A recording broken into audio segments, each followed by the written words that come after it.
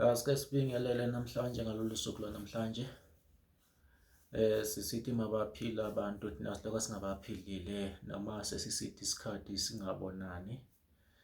Sitting libingelele ngesikhulu isizotha nangenhlonipho ngaso sonke isikhathi ngokuba nahlezi njalo ngozehlisileyo nenhlonipho komunye nomunye noma ngohluphekile ngohlwempu noma ngonjani. Ngihlezi ngizethula ngizehlisa komunye nomunye.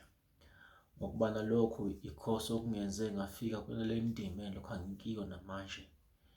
Ngilokho-ke manje ngiphila ngabasiza abantu kunyaka wesi-21 wamashumi 21 ngilokho ngibasiza abantu baphilisa. Ungaswele ukuthi khona ngiyintshantshu kwezokwelapha, kodwa-ke ngiyenza lokhu engikwaziyo. Ngiyenza lokho engisuka kuyaleli dlozi. Ingoba anzange ngisukume nje ngithi hayi sengisiya lapha. Kathi-ke ngingasiye lo futhi okwaziyo konke, kodwa lokho engikunikeziwe bantu bakithi ngiyakwenza. Kuyaba khona kwezinye indawo ngokuthi uhlangana ukuthi umsebenzi womuntu unobunzima mawuyenza. Lapho-ke yikho esigcina sisithi umuntu mangabe izinto zakhe zingahambanga kahle abuye ajike sizomlungisela izinto zakhe. Lokhu asikwenzi ngomcabango wethu. Asikwenzi ngokucabangela ukuthi hhayi kufanele ngihlanganise lokhu nalokho. Enye into engiyenzayo mina bantu bakithi ngisuka ngiyalayize idlozi liyalezayo ukuthi manje ngisebenze kanjani, ngenze kanjani umsebenzi womuntu. Ingakho-ke ngokunjalo nawe-ke wena muntu awungeke uzitshele ukuthi ufuna ngikusebenzele kanjani. Lokho phela angitshelwa ngumuntu, nami angizicabangeli. Ingakho-ke yabe kufanele lapha endimeni yokwelapha sibekezelaneni, siyenze into esiyitshelwayo nathi. Okuwukuthi angeke ngithi mangipheke imboza noma ngipheke ipapa elingavuthiwe elingadleki, angeke ngikwazi ukusola ikhampani eyiyo egayela impuphu. Kufanele kube yimi nami engibonayo ukuthi okay ngilandele ama-instructions wezinto mazisenzeka. Kuyafana nabanye mawupheka ipapa, kufanele ulandele indlela yakhona yokuthi ipapa liphekwa kanjani. Mangabe ukosa inyama noma uyipheka inyama, ufanele ulandele indlela yakhona, ama-instructions. Wenzele ukuthi uyipheke phela le nyama ivuthwe, ngoba mawuyipheka ingavuthwa izogcina ubulawa igawuthi. Mawubulawa igawuthi akumelanga usole umfuyi wenkomo noma ibhutsha lelo othenge kuyo inyama. Wena nguwe oyekethisile. Yingakho-ke kufanele next time mawuyidla ingavuthwanga, kodwa okwesibili ukwazi ukuthi uyenza kanjani ukuze ivuthwe inyama yakho. Yikho-ke bantu bakithi njengoba ngibe kunale ndima namhlanje ngizokhuluma nani. Sengiphinde ngabuya. Umsebenzi wethu njengoba sengibuyile uyaqhubeka. Okokuqala engithanda ukukubeka, nginabantu enokubabiza ukuthi babuye sizolungisa okuthile. Umuntu ahlale inyanga yonke, kodwa ngimbizile ukuthi makabuye mhlawumbe ngoLwesibili noma abuye ngoLwesithathu. Uzombona loyo muntu ngesikhathi sakhe yena afuna ngaso. Kathi-ke into leyo kuyangasimi engizicabangele yona. Bantu bakithi, into nento engiyenzayo ngisuka ngilalela idlozi lami, libe yilo elingitshelayo ukuthi ngifanele ngiyenzeni emuntwini othile. So ingakho bantu bakithi siyabe sifanele sihambisane, sizwisisane ekusebenzeni. Ukusebenza kwesintu akufani nalento yokuthi uyasebenza efemini, ungene ekuseni ngo-6 uphume ngo-6 maku-6 to 6. Cha. kukhona imigilingwane egilwayo esiyisebenzisayo futhi engeke ibe yinto ezodinga ukuthi ngizichaze kakhulu kini ngayo leyo ngoba zikhona izimfihlo eziyenziwayo. Kwesinye isikhathi usungathi umfonela ungamtholi efonini, ingoba ngisuke ngibhizi, ucingo ngiyalibeka ngilufake ku-silence ngoba zikhona ezinye izinto engisuke ngizenza ezingafuni ukuthi ngidistejwe yifoni. Ngithi uma sengiqedile-ke bese ngibuyela kuwo, bese ngufonela noma ngubhasi. Yiso leso sikhathi ofanele nawe ungifonele ngaso, ngizokuphendula, angeke ngikuzibe. Yingoba mina ngakhuliswa ngenhlonipho, yikho sizwa ngangolunye usuku ngingakaze ngithuke umuntu, noma ngabe ukhuluma nami ungakaze ungisizwe mhlambe siba nolaka ebantwini, angibi nolaka ebantwini. Kungayisiko ukuthi mhlambe inhliziyo yami i-weak, noma ngabe kukhona mhlambe ngiyami ngisuka ngikuncenga, ukuthi mhlambe uncenga ukuthi yesaba abantu. Cha, umuntu esintwini uyahlonishwa, umuntu akayisatshwa. Ngiyabona singasebenza sizwisisane kuyo yonke lento, sizohambisana abantu bakithi.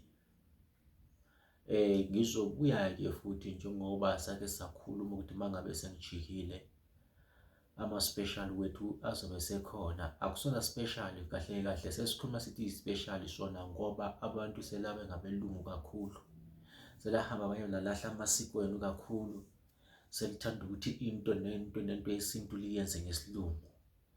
Lapho futhi esilahleka khona ngoba amasiko wethu sihamba siwafulathele thina siphume kiyo siwashiye, bese sifuna ukuthi nento yesintu engadingi isiLungu phakathi siyenze ngesiLungu.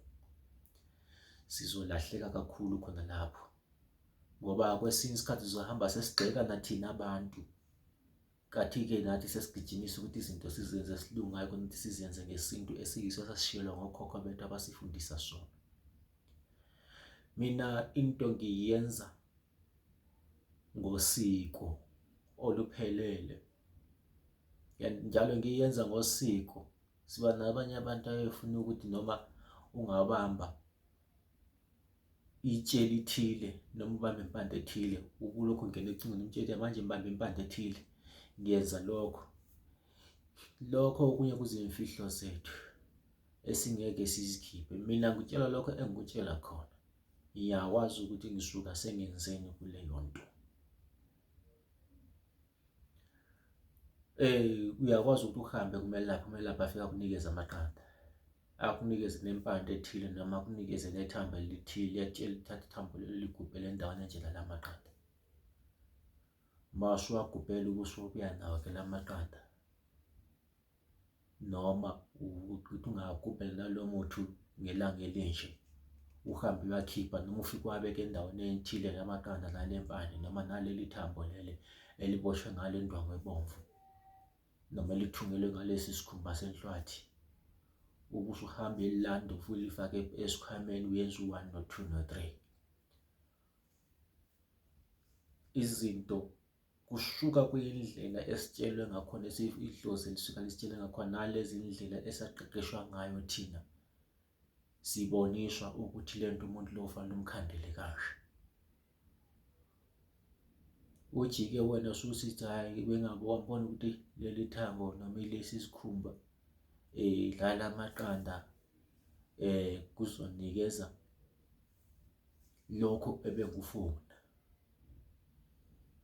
Mina I consulted, bangitshela ukuthi thatha uhlanganise lokhu nalokhu nalokhu, lento isithatha ihlale lamaqanda, noma lento ihlale phakathi kwegazi lembuzi, noma lento ihlale phakathi kwempuphu, lento uyiphakele mhlawumbe ipapa noma uyiphakele imfino, noma uyithelele iwayini namanzi. Yingoba leyo nto isuke isidla leyo nto. Yikuze ukuthi uma ngabe sifakile izinto sithi into leyo inikeze okuthile, uthole ukuthi leyo nto noma kuyimpuphu, noma bekuwuju lwenyosi, noma bekuyigazi lembuzi, uthole ukuthi igazi lelana alikho. Yingoba lento eyenze ngaleyo nto iyaphila. Yiyo suka sihleli la igazi noma isiphuzele lana iwayini. Noma ngithi amaqanda uwabeke uzothi uma uwabheka ngosuku olunje uzowathola empty. Idlile lana into lana amaqanda. Uzothi-ke ngokuya kwesikhathi uqale usuyabona-ke imali isivela. And kuyabe kudingeka nawe inhliziyo yakho uyifake kuleyana nto leya. Ngoba thina lento siyikhandile sayiphilisa, kunemithi eyivusayo lento ukuthi ihambe iyosebenza.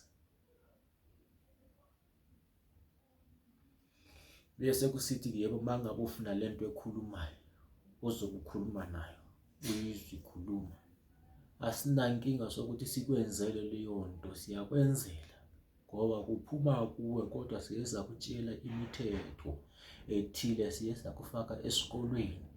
Wakoze usiyavuma-ke wona ukuthi lento ungayamukela. Ziba khona ezinye izinto ezikwaziyo ukuthi zingabi nomthelela omubi kuwe, ezifana naso isikhwama semali. Esithi isikhwama semali siyakwazi ukuthi singakudaleli imithelela emibi. Uphondo luyakwazi ukuthi lingakudaleli imithelela emibi. Intebe iyakwazi ukuthi ingakudaleli imithelela emibi, uzophila impilo yakho nje kahle. Lezo zinto-ke zibuyile-ke manje sezikhona, nathi sesibuyile bantu bakithi. Ungakhali usemva kwesivalo, ngoba bathi engakhaliyo ifela embelekweni. Sizokusiza uthole okutholayo. Lokho kuyabe kusele uyabuya uzobhadala kancane kancane. Wena uyabuya nenkanyiso yakho engango-3.5 ngizobuya ngikwenzela.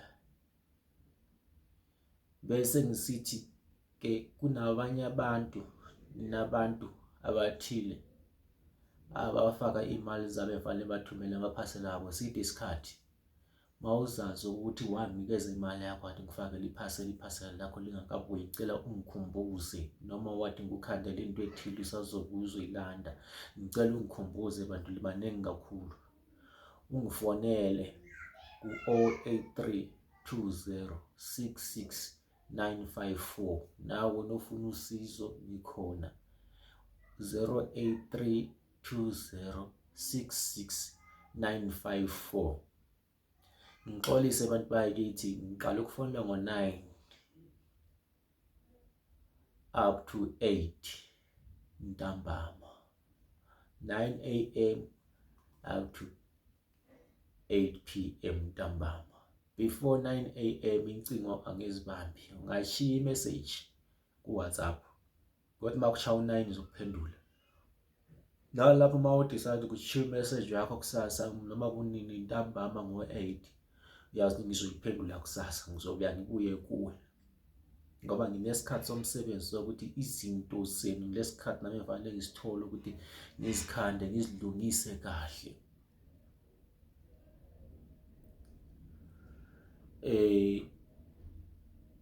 Nalithemba abantu bazwe kahle. Ngithe bakhona abantu okungenzeka umuntu afake imali yakhe, kanti-ke sengikhohliwe ukuthi kumele ngimenzele izinto zakhe. Kufanele ngikhumbuze. Nawe namuntu engithi uma ngikubiza ngithi woza ngelanga elinje sizolungisa lento, kune-problem lana efanele ilungiswe, wena ubusuzihlala uyobuya ngesikhathi sakho ofuna ngaso.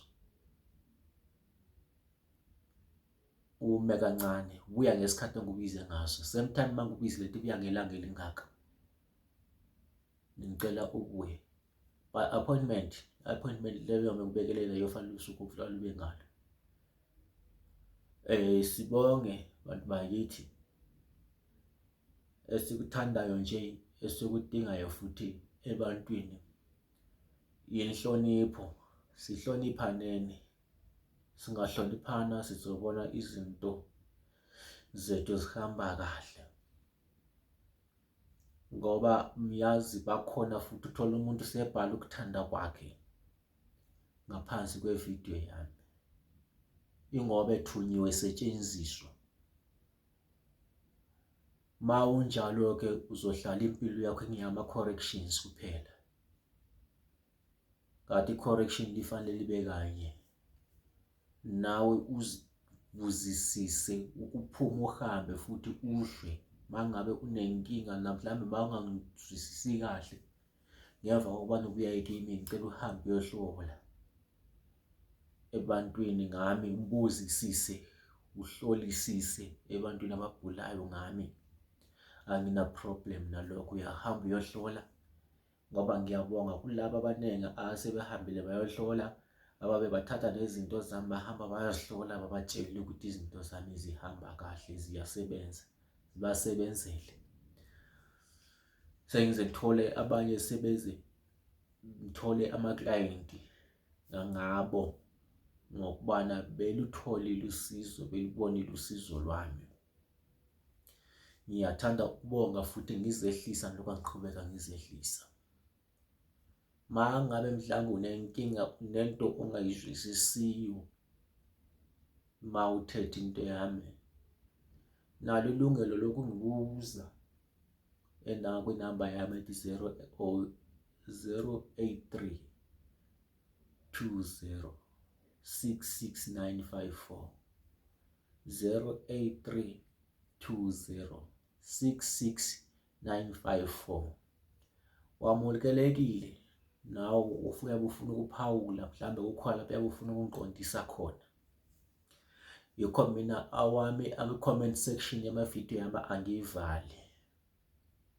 Ngoba kukhona into yokuthi umuntu uyafunda noma eselapha uyafunda ezinye izinto mhlawumbe lapha abesuka eshiyela khona. Akhona ama-comments angifundisayo. Akhona ama-comments angikhulisayo. Angikhulisa ngekwedlozi. Angangikhulisi ngokomqondo ngoba ngokomqondo kuba ngumuntu ngikhulile, yebo. Idlozi uyahlezi ukhula nako abanye abantu kuyafana nodokotela wasesibhedlela mayekufaka umjovo usuke efunda futhi ezinye izinto. Mangabe futhi ngisasho mangabe into yakho ingahambanga kahle, ngifonele ungitshele ukuthi into yami ngikhulwa ehambanga kahle. Mangabe kumele ngiyilungise ngiyalungisa. Nawe uma usenza iphutha futhi yikho ngisithi ungasoli umnikazi wesigayo sempuphu mangabe upheke imboza. Isho ukuthi lapha mkhulu ngipheke imboza, ngicela ungiqondisele imboza yami. Ngiyakuqondisela kodwa sidinga amaqiniso nje yiwe esiwafunayo. Day special bantu bakithi eSophondo eseNtebe esikaWallet sikhona ngo-3.5, inkanyiso ka-3.5. Iyo-ke ozoyikhipha muntu wakithi sibuye sikuyenzele sikulungisele. Zikhona ezinye esisazoza nazo esisazilungisa ngoba sithi isikhathi singekho bese ngathi sisamile sisalungisa izinto zethu. Nakho laba bantu bayenzela izinto zabo esengiqedile engangizilungisa lapho kwakusanele khona. Ngizolokhu ngilibiza futhi lizothatha ngoba angeke ngikwazi ukuthi linikeze nonke ngosuku olulodwa ngoba kunomsebenzi omkhulu odinga ukuthi uyenziwe kulezo zinto. Ngisithi-ke mangisithi buya ngolanga elinje ngicela ubuye muntu wakithi. Mangabe usebenza phakathi neviki uyamtshela nje straight, hayi uzobuya weekend. Ungathi mangabe uzobuya ungathi uzobuya weekend ngithole ukuthi nge-weekend leyo awusabuyi usunginikeza i-excuse. Lana into ngisuka ngiyilungise ngayivusa ukuthi uzoyithatha. Noma ayiqede isikhathi eside sokufanele futhi ngiqale phansi. Siyojika futhi siyoxeka mina usithi hayi umkhulu kayenzanga sona kodwa ngakubiza kusasenesikhathi. Ngisithi ngiphile ngalolu suku lwanamhlanje libe nempelasonto enhle, li-celebrate kahle i-Heritage Day. Ngisithi ngitholakala ku-083 20 66954.